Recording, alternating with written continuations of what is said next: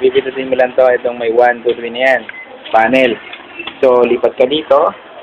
Okay, pindutin mo yung system setting. Arrow down. Then press OK.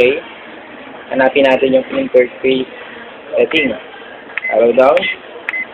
Oops, wala. Interface setting. Press OK.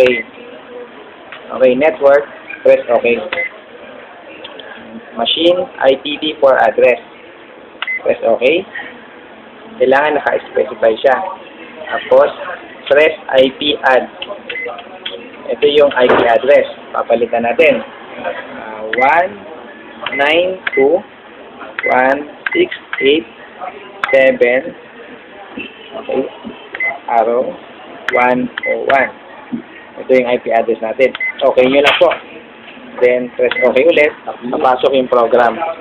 Tapos, yung IPv4 gateway address. Yan. Kailangan meron din yan. Ang IPv4 gateway address natin is 255.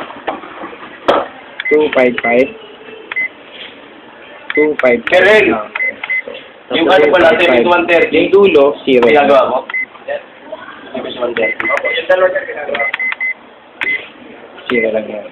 And then, pag okay na, press okay. Pumasok na, nag-program na. And then, turn off nyo yung unit. Yan. Pag turn off nyo yung unit, yan. Punta na uli kayo sa ano, kasi nalagyan nyo na ng IP. Okay na, permanente. Permanente na po yan. Pwede nyo siyang baguhin din po. Okay. So, nalagyan